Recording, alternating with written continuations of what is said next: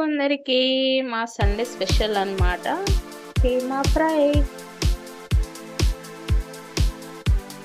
Keema fry with chapati. Combination అదిరిపోద్ది అనుకోండి అస్సలు.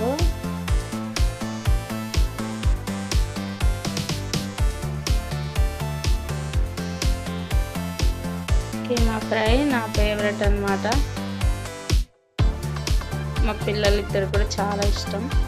అందుకే ఈరోజు కీమా తెచ్చారు మా హస్బెండ్. పిల్లలకి కీమా మాకు మటన్ అన్నమాట. మటన్ ఒక దానిపైన, కీమా ఒక దానిపైన పెట్టాను. ఇప్పుడు రైస్ పెట్టాలి. రైస్ అవ్వగానే మళ్ళీ చపాతీ చేయాలి. అలాగే దీనిలోకి ఇంకొక సర్ప్రైజ్ కూడా ఉంది. మా హస్బెండ్ వచ్చే వరకు చేయాలనుకుంటున్నా. అది చేసిన తర్వాత మా ఆయనతో పాటు మీకు కూడా సర్ప్రైజ్ అన్నమాట. అది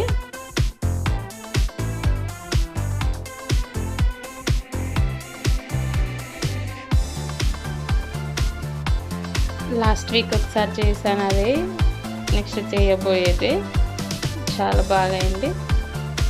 మళ్ళీ అడిగారు మా ఆయన, మళ్ళీ చేయాలి. ఈరోజు చేస్తా అని చెప్పలేనమాట. వచ్చేసరికి సర్ప్రైజ్ ఇద్దామని.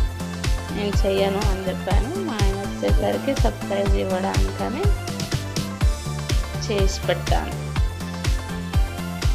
మా ఆయనతో పాటు మీకు కూడా సర్ప్రైజ్ అన్నమాట.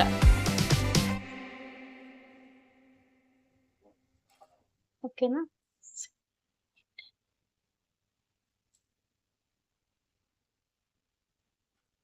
Mutton gravy.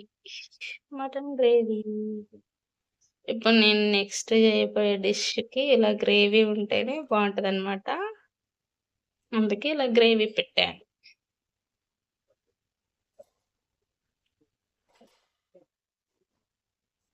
నెక్స్ట్ ఐటమ్ చేస్తా అని చెప్పాను కదా, ఏం చేస్తున్నానో అర్థమైపోయింటుంది మీకు ఆల్రెడీ.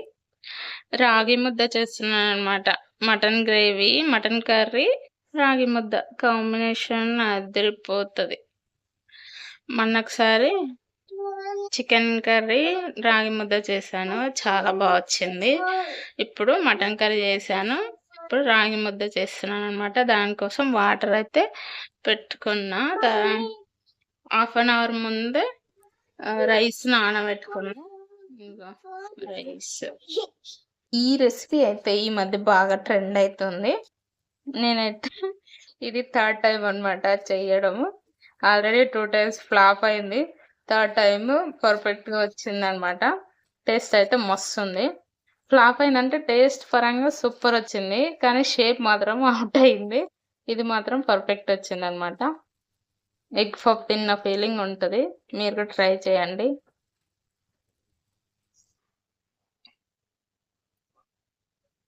నిజంగా ఎగ్ పఫ్ తిన్న ఫీలింగ్ ఉందన్నమాట. సూపర్ అంటే సూపర్ ఉంది.